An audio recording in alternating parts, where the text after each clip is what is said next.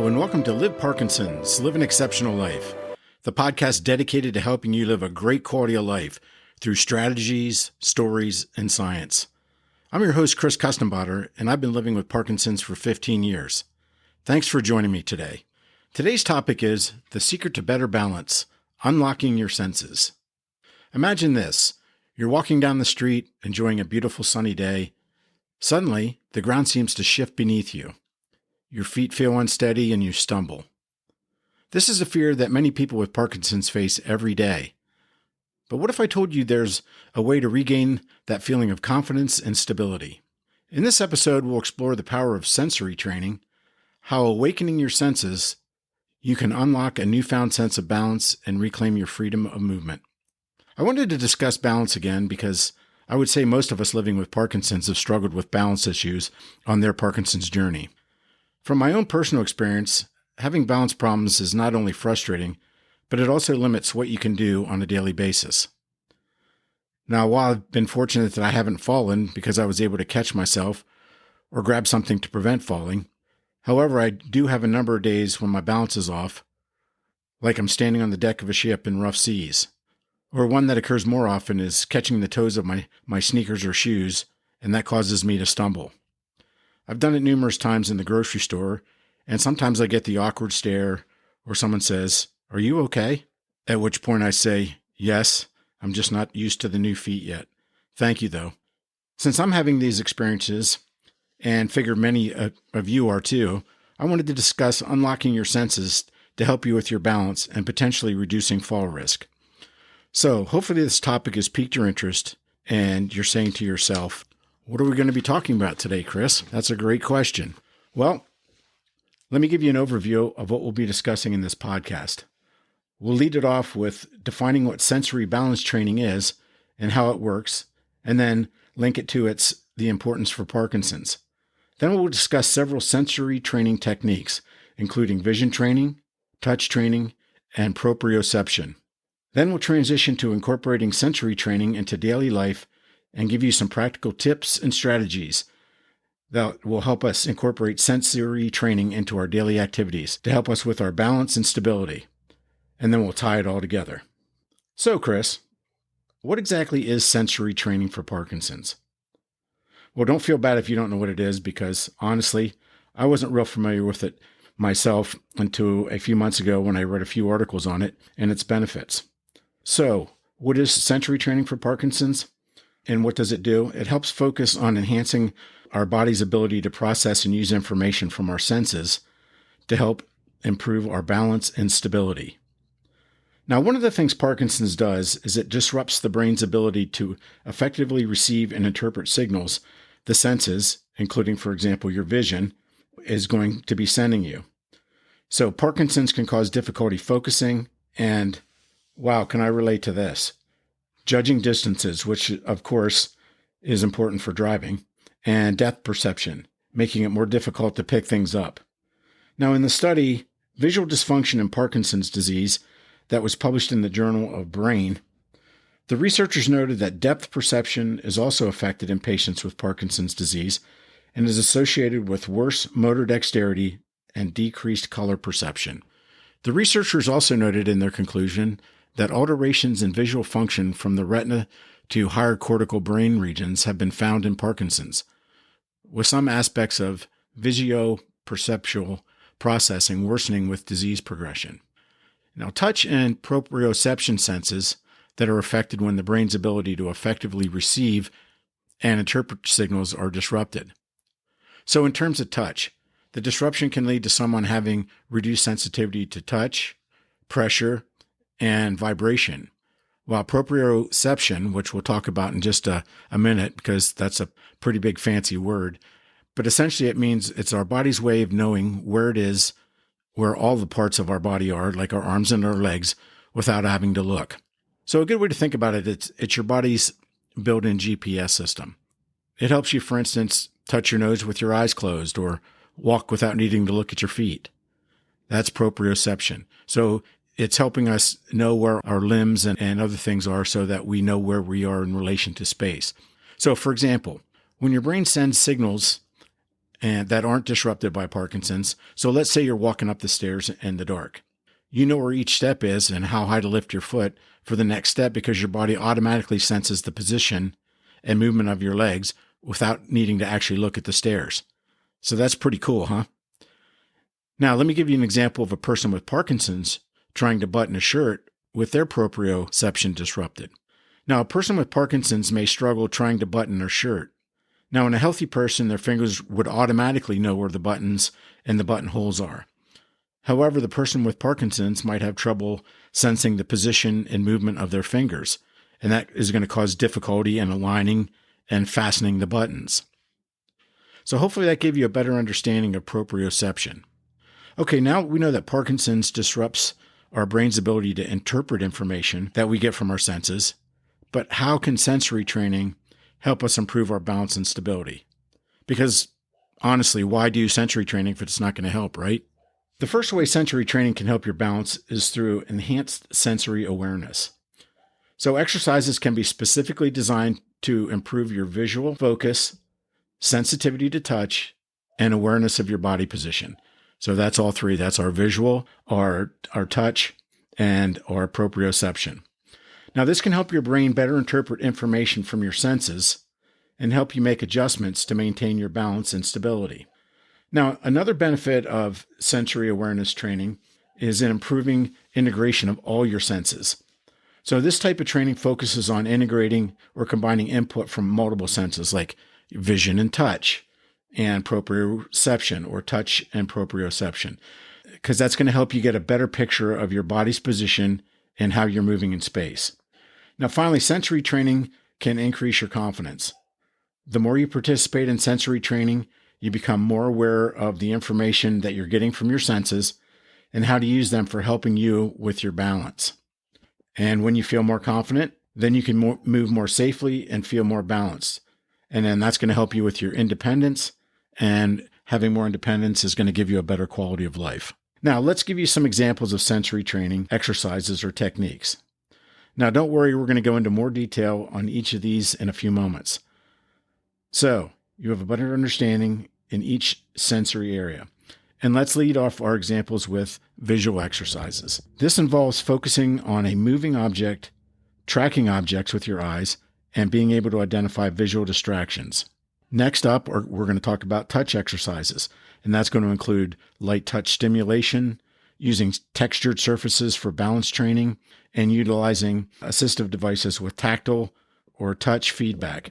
And then finally, proprioception exercises are going to include balancing on unstable surfaces from foam pads to wobble boards, and weight shifting exercises. They're just a few of the examples that we're going to be discussing.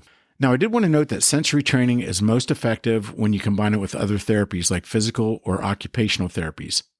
Now, both of those of which I participated in, and to be honest with you, they're very helpful. The physical therapists and occupational therapists really know what they're doing, and they design a personalized plan for you, and that's really going to help you overcome some of the issues that you have. And then your doctor can help you manage your medication. That can also help with your balance in case you're having balance difficulties. Now, it's crucial to work with a qualified healthcare professional like a physical or occupational therapist who is experienced, and they can help you develop a personalized sensory training plan.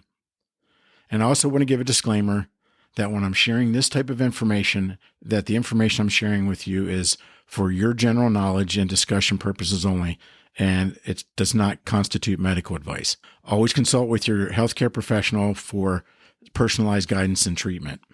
Now, I don't want you saying, I'm going to go do sensory training because Chris talked about its benefits. So please keep that in mind. Make sure you talk to your doctor first and see if it's right for you. All right, now that we know what sensory training is and what some of the potential benefits are, and yes, they will be part of the 25-question test at the end of the podcast. Just kidding. Well, I did teach biology for a few years. I don't want to have to grade papers, and I don't like taking tests myself. So no test. You'd all get 100% or A's anyway, so who are we kidding? Now, let's focus in on the specific types of sensory training techniques and exercises, and just like with the benefits, lead it off with visual training. Remember the old song, I can see clearly now, the rain is gone. I can see all the obstacles in my way by Johnny Nash. that was released in 1972. It hit the Billboard Hot 100 on November 4th, 1972. Well, that's what visual training exercises are going to be all about, improving our vision, focus, and attention. So let's take a peek behind the curtain and look at some strategies we can use to improve our visual focus and attention. Now, it's important to note that improving your visual focus and attention is going to be critical for those of us living with Parkinson's because visual issues are common and they can have a significant impact on our quality of life. Now, the strategies I'm going to be sharing are based on information from clinical studies and research. I don't want you thinking, wow, that Chris is really smart, or that I'm just making these up because they sound good. In which case, neither is true. I'm not very smart and I'm not making it up. So let's lead it off with strategy number 1, visual cues. Now, we all know that when we have vision issues, it makes it difficult to distinguish objects. We have problems with depth perception, and it just makes it more difficult to move around. Visual cues can help us overcome these visual issues. Now, in their article, DIY, Using Visual Cues to Live Better with PD by the Parkinson's Foundation, they discuss using visual cues like colors to help train the brain to help move around the house, help with dressing and eating. Now, here are some of the visual cue strategies they discuss in their article. The first deals with better movement in your home. And let's start with flooring. The article notes that a solid color carpet is best. They say that solid colors emphasize boundaries between walls and the floor, and they help you identify changes in surface level. Like you might have a single step that breaks it up so that you know, hey, I have to step up so that I don't trip and fall. They note that large patterns or multiple colors can be distracting and make it more difficult to move across a space. The article says it's important to try and avoid using patterned carpets and rugs on steps and stairways, which can have an effect on your visual cues and your movement. Then in terms of stairs, the article recommends using bright colored tape on the top and bottom steps to signal the beginning and the end of the steps.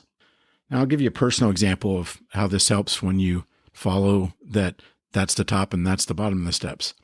I volunteer at a thrift shop on Wednesdays, and they offer community residents clothing, shoes, houseware items, toys, jewelry that's been donated at very inexpensive prices. Mostly things are 50 cents to $5. And then they use the proceeds to support local charities. Now, the thrift shop is in an old house and it has 3 floors and it has 2 sets of staircases. They have a main staircase that's in the front of the house and that's pretty wide. And then in the back, they have a small, tighter staircase that's kind of hidden from the shopping area. Now, I take out the trash and help get items for the women who price the items for sale and put donations away. Now, both sets of stairs have yellow tape with black diagonals on the top and bottom steps to let you know where you are on the stairs. Well, last week I was bringing something down the hidden staircase, which I always use, and was wearing my new glasses, which have nose pieces. So that makes them sit away from my face slightly compared to my older glasses, which sat flush against my face. Well, not being the sharpest tool in the shed, I was looking underneath my glasses going down the stairs and saw the tape, but because I wasn't looking through my lenses, my depth perception was off, and I was on the second step from the bottom rather than the bottom one with the tape. So when I took that next step, to my surprise, it was bigger than I expected. And I probably would have fallen, but there's a wall at the bottom with a landing on it. So I plowed into the wall, which prevented me from falling. Now, the staff heard the thud and came running out and said, "Are you all right?" And I said, "Yeah, I was just introducing myself to the wall because we hadn't formally met yet." Now, I have to say the wall was very nice. They laughed and I carried on with my duties. So yes, tape does help when used properly. Now, in terms of doors and hallways, placing colored tape in doorways can make it easier if you have difficulty with your mobility and experience freezing. The tape can help provide a visual cue for where to place your feet when you're moving through the doorway. Now, here's an interesting visual cue I hadn't thought of, and that's sitting in a chair. Now, changes in your brain can make it difficult to determine proper body alignment when moving to sit down in a chair. And this can cause the person trying to sit down before their body is close enough or in proper position to the chair to sit safely. So hence, if you're not properly positioned and you're not close enough to the chair, you're going to fall and potentially hurt yourself. So one of the things you can do is put an X on the floor with tape next to where you need to place your feet and body before sitting down, and that can help prevent falls. Now, I've mentioned before that my mom has dementia, and she fell a few times because she wasn't properly aligned with the chair. The occupational and physical therapist worked with her to get her to properly align herself before sitting, which has greatly helped. So that one is very important. Now, another visual cue strategy relates to freezing. Now, if you've never experienced freezing, it feels like your feet are stuck to the floor while you're trying to get moving. And it can cause falls because your brain is saying, let's go, but your feet aren't cooperating. And then this can cause your upper body to move past your center of gravity and cause you to fall. But there is hope. Mobile laser devices that create a colored line for you to step over can help with freezing. And there's canes and walkers that are available that actually project a laser line to help you cue your steps. Okay, there's some of the visual cues to help you with focus and attention. Now, next up is contrast and lighting. Ensuring contrast between colors and objects and adequate lighting can help you improve your visual clarity. So, for instance, using dark grab bars on light walls and ensuring well-lit spaces can help you perceive your environment better. And then sensory motor training. That can help you with your balance and visual focus. In the study, Effect of Sensory Motor Orthotic on Postural Instability in Parkinson's Disease, a pilot study that was published in the Journal of Clinical Movement Disorders, the researchers divided 20 Parkinson's patients into two groups. The experimental group wore a sensory motor orthotic during balance training, and the control group performed the identical training with no orthotic. The program lasted for 10 sessions, and clinical assessments were performed at baseline and immediately at the end of training, and then 4 weeks after the program stopped. And the study showed that all test outcome measures tested improved significantly at both baseline and follow-up in both groups during the evaluations. At the end of training, only the experimental group obtained a significant improvement in the functional reaching test, sway areas with their eyes closed. Researchers concluded that the preliminary results suggest that the use of sensory motor orthotics in combination with a tailored balance training is feasible, and it seems to positively impact on balance and performance in people with Parkinson's. Research has also shown that Parkinson's patients may have a narrow and closed focusing style, which can affect their visual attention. Well, Chris, that's clear as mud. What's a narrow and closed focusing style, pray tell? Well, let's try to make this more understandable. A narrow and closed focusing style in Parkinson's refers to the tendency to focus on a very limited area or detail, often the expense of a broader visual field. So it can make it more challenging for people to process and respond to visual information that is spread out or requires attention to multiple things at a time. So, in practical terms, this means that someone with Parkinson's might have difficulty noticing things in their peripheral vision, or struggle to shift their focus quickly from one object to another. That can affect your daily activities like reducing driving or reading or trying to navigate through a crowded space. Research has shown that visual attention style is linked to the depletion of dopamine in the brain, which affects the neural pathways involved in visual processing. That came from the research article entitled Some Observations on Visual Attention Style Through the Administration of 2 Clinical Tests on Subjects with Parkinson's Disease, that was published by Crimson Publishers. Okay, we've looked at the strategies to improve visual focus. Now let's turn our attention to the types of exercises you might do to improve visual focus and attention with Parkinson's. The first type of exercise is visual scanning exercises. And the purpose of these exercises are to improve your eye movements and the ability to scan the environment effectively. Some examples of visual scanning include following a moving object. The healthcare professional might take a pen or a small toy and move it across the table and then ask you to follow it with your eyes. Reading. They'll have you read a line of text, then have you slowly move your eyes back and forth along the line to try to teach you to visually focus and broaden your field of vision. Next up is visual search. Now this involves finding a specific object within a cluttered scene. So think of Where's Waldo. If you've ever done the Where's Waldo pictures where there's people everywhere and you have to find Waldo in the hidden crowd, or if you've ever done hidden object puzzles, that would be similar as part of visual search. Now, the second type of exercises are visual tracking exercises, and their purpose is to enhance the ability to smoothly follow a moving object with your eyes. So examples would include tracking a laser pointer, where they might slowly move a laser pointer across the wall and have you follow it with your eyes. And then watching moving objects, where you're following a moving vehicle or a person with your eyes.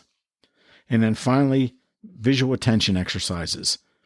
And the purpose of these exercises is to improve the ability to focus on a specific object or task while ignoring distractions. Now, examples of visual attention exercises include reading comprehension, where they'll have you read a short passage and answer questions about it. And this would be a tough one for me because I have a hard time focusing when I read now. Problem solving. They'll have you working on crossword puzzles, Sudoku, or any other type of brain training games. And then computer games. Sometimes they'll have you play computer games that require visual attention and focus, like puzzle games or strategy games. So it's important to note that some studies have been showing some promising results in improving visual function and the quality of life for people living with Parkinson's, and using targeted visual training programs. So if you're considering visual training exercises to help with balance, it's important to consider consulting a healthcare professional, like a physical or occupational therapist or vision specialist, so they can assess your specific needs and recommend the appropriate visual training exercises for you. Now, if you do participate, consistency is the key if you want to get good results. Regularly practicing visual training exercises is going to be essential for achieving and maintaining improvements. Finally, consider using visual aids like larger fonts or increased lighting, and minimizing the amount of visual clutter can help you improve your visual focus and attention. All right, it's time to switch gears and discuss the next type of sensory training technique, and that's, drumroll please, touch training. Okay, so what is touch sensory training? Well, it involves exercises and techniques that are going to stimulate or enhance your sense of touch. That makes sense, right? Touch training, where you're trying to improve your sense of touch. And this can be a valuable tool for someone with Parkinson's. And here's how it can help you. Touch training is going to provide you with some crucial sensory input. Touch gives you valuable information about your body's position and movement in relation to your environment. For example, you can feel the ground beneath your feet when you walk. That's always important. The pressure of your hands on a support surface like a wall or furniture, or the contact of your body with the chair. All of those touch stimuli provide vital sensory information that your brain can use to help you maintain your balance. Now, touch sensory training helps improve proprioception, which, remember, is the sense of your body's position and movement in space. Techniques like light touch stimulation and deep tissue massage. Oh yeah, I'm all for a nice deep tissue massage. They can help you enhance your proprioceptive awareness. And then finally, it increases your body's awareness. By focusing on touch sensations, you become more aware of your body's position and movement and alignment. So this can help you make subtle adjustments to help you maintain your balance and prevent falls. So for instance, if you're on unsteady surfaces, by being able to sense the surface, it can help you make adjustments. And like if you're going from grass to a rocky soil environment, it'll help you recognize the changes and make adjustments to help prevent you from falling. Now, in terms of clinical research and studies, there's currently limited research on touch-based sensory training on balance, but it's an area of ongoing research. Studies have shown that sensory stimulation can improve your motor function and reduce fall risk in people with neurological conditions. However, more research is needed to specifically investigate its effectiveness of touch-based sensory training in people with Parkinson's. All right, let's look at some of the types of touch sensory training exercises for balance. And leading us off is light touch stimulation. And some examples would include gently tapping, which involves gently tapping different parts of the body, like your arms, your legs, and your back with your fingertips. This helps to increase tactile awareness and sensory input. Stroking, they have you gently stroke the arms, legs, and back with your hands. And then finally using a soft brush on your skin with a soft brush to stimulate touch receptors. And then the next type of exercises are deep pressure stimulation. Now this involves massage, where they apply gentle pressure to your muscles and connective tissue through massage techniques. And this can help improve circulation and reduce muscle tension. And then weight-bearing exercises. These include activities like standing, walking, and carrying light weights, which provide deep pressure input to the joints and muscles. Now, the next type of exercises are on textured surfaces, and they have you walking on different surfaces like grass, sand, carpet, or a texture mat to give you varied sensory input to the soles of your feet. And exercise in this category is going to help you in managing different terrains. And then handling textured objects. They give you objects with different textures, whether it be smooth, rough, soft, or hard, to stimulate tactile receptors in your hand. And then the last type of sensory-based touch training exercises involve proprioceptive input. Now, these type of exercises include weight shifting, so they have you shift your weight from one foot to the other, heel to toe, or side to side. Reach exercises, where they have you reach for objects at different heights and distances. And then finally, balance exercises. They have you perform balance exercises on unstable surfaces such as a foam pad or a balance board. Now, some important considerations for sensory-based training include safety. You always want to prioritize safety when you're doing any type of balance exercise.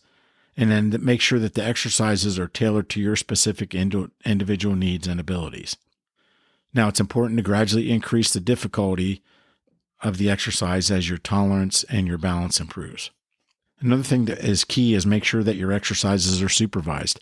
It's important to work with a physical or occupational therapist to ensure you're using the proper technique and safety during the exercises. And again, remember, this information is for your general knowledge, and it's just for this discussion purposes only. Make sure that you consult with your healthcare provider.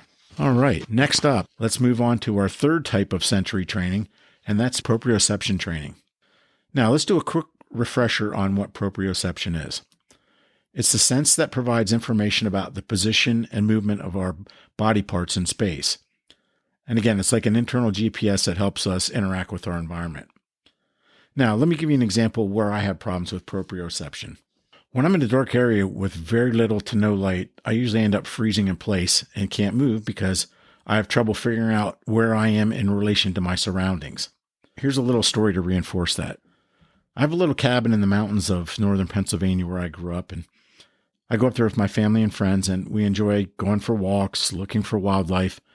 And when it's dark, there's a field at the top of the mountain. We like to head up to the field and watch the stars, which are really brilliant because it's not blocked by a lot of light pollution from lights in town, and then watching all the lightning bugs light up the field. Now, one particular night, we went for a little walk after dinner, and we're going to come back and sit around a campfire. Now, it was early evening, and I didn't take a flashlight because we planned on being back before it got dark. Well, on our walk, we happened to see a doe and her fawns feeding in the field, and we watched them for a while. And then we saw a hawk gliding above the field and diving down to catch its evening meal.